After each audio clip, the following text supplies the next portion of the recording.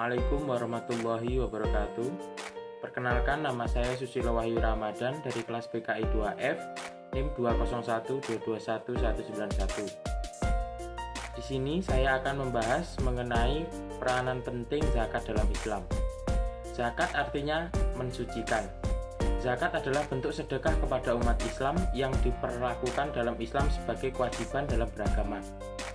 Zakat kekayaan didasarkan pada nilai dari semua harta seseorang, biasanya 2,5% dari total tabungan dan kekayaan seorang muslim tersebut, di atas jumlah minimum yang dikenal sebagai nisab.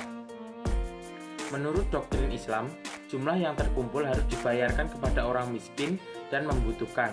Pengumpul zakat yang baru masuk Islam, mereka yang dibebaskan dari perbudakan, dan mereka yang berhutang. Zakat terbagi menjadi dua. Yang pertama zakat mal atau zakat harta, kemudian zakat fitrah.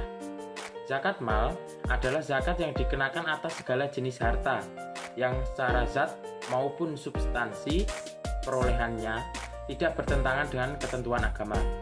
Sebagai contoh, zakat mal terdiri atas uang, emas, surat berharga, dan penghasilan profesi. Dalam Islam, praktik zakat dimulai pada zaman Nabi Muhammad SAW.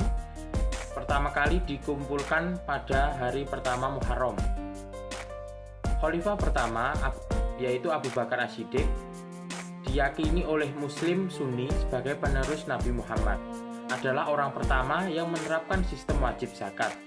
Abu Bakar menetapkan prinsip bahwa zakat harus dibayarkan kepada perwakilan sah dari otoritas Muhammad, yaitu dirinya sendiri. Muslim lainnya tidak setuju dan menolak untuk membayar zakat kepada Abu Bakar, yang mengarah ke tuduhan murtad dan akhirnya terjadi perang Riddah. Khalifah kedua dan ketiga, Umar bin Khattab dan Utsman bin Affan, melanjutkan kodifikasi zakat oleh Abu Bakar. Utsman juga memodifikasi protokol pengumpulan zakat dengan menyatakan bahwa hanya kekayaan yang tampak saja yang dikenakan pajak, yang berdampak membatasi zakat untuk sebagian besar dibayarkan pada lahan pertanian dan hasil bumi. Pada masa pemerintahan Ali, masalah terkait zakat dengan legitimasi pemerintahannya. Zakat disyariatkan pada tahun kedua Hijriah, dekat dengan waktu disyariatkannya puasa Ramadan. Zakat ini merupakan suatu kewajiban dan bagian dari rukun Islam. Hal ini tidak bisa diragukan lagi karena telah terdapat berbagai dalil dari Al-Quran, As-Sunnah, dan Ijma', yaitu kesepakatan para ulama. Dalil yang menyatakan wajibnya zakat yang terdapat dalam Al-Quran ialah dalam surat Al-Baqarah ayat 43 yang artinya, dan dirikanlah sholat, tunaikanlah zakat, dan rukuklah bersama orang-orang yang rukuk. Perintah zakat di dalam Al-Quran sampai diulang sebanyak 32 kali.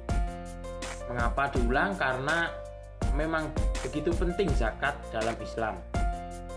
Begitu pula dalam hadis ditunjukkan mengenai wajibnya melalui hadis dari Ibnu Umar radhiyallahu anhu yang berkata bahwa Muhammad Rasulullah SAW bersabda, Islam dibangun atas 5 perkara. Bersaksi bahwa tidak ada Allah yang berhak disembah melainkan Allah dan Muhammad adalah utusannya, menegakkan sholat, menunaikan zakat, haji, dan puasa di bulan Ramadan.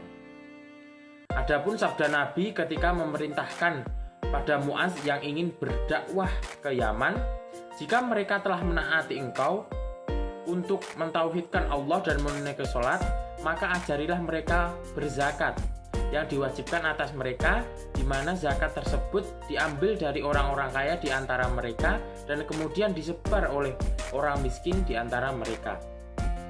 Para ulama hanya berselisih pendapat dalam hal perinciannya.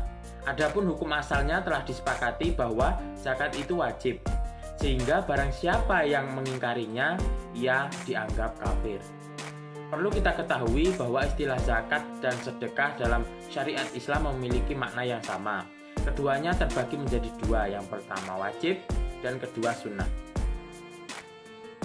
Adapun anggapan sebagian masyarakat bahwa zakat adalah hukum sedangkan sedekah adalah sunnah. maka itu adalah anggapan yang tidak berdasarkan dalil yang benar dan kuat. Ibnu Arabi mengatakan zakat itu digunakan untuk istilah sedekah yang wajib, yang sunnah untuk nafkah, kewajiban, dan pemaafan. Kita sudah paham bahwa zakat adalah bagian dari rukun Islam.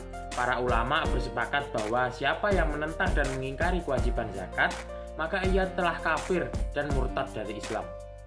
Allah sudah memperingatkan dalam Al-Quran surat At-Taubah ayat 34 dan 35, yang artinya, dan orang-orang yang menyimpan emas dan perak dan tidak menafkahkannya pada jalan Allah, maka beritahukanlah kepada mereka bahwa mereka akan mendapatkan siksaan yang sangat pedih. Pada hari dipanaskannya emas dan perak itu dalam neraka jahanam, lalu dibakar dengannya dahi mereka, lambung dan punggung mereka.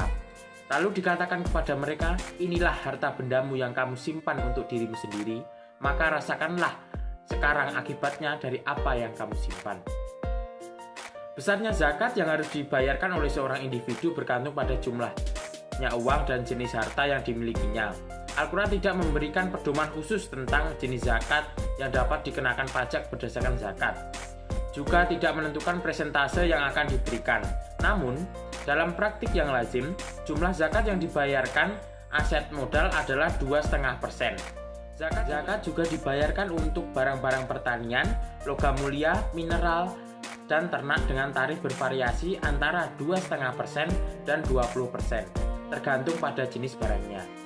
Menurut Al-Quran, surat At-Taubah ayat 60, ada 8 kategori orang yang memenuhi syarat untuk mendapatkan manfaat dari dana zakat. Dalam surat At-Taubah ayat 60 tersebut, yang artinya sedekah adalah untuk orang miskin yang membutuhkan dan mereka yang dipekerjakan untuk mengelola dana, untuk mereka yang hatinya berdamai dengan kebenaran, untuk mereka yang terikat dan berhutang di jalan Allah, dan untuk musafir ditahbiskan oleh Allah, dan Allah penuh dengan ilmu dan kebijakan.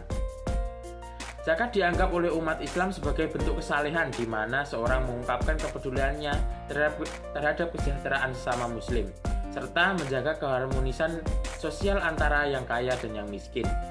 Zakat mempromosikan retribusi kekayaan yang lebih adil dan menumbuhkan rasa solidaritas di antara anggota umat.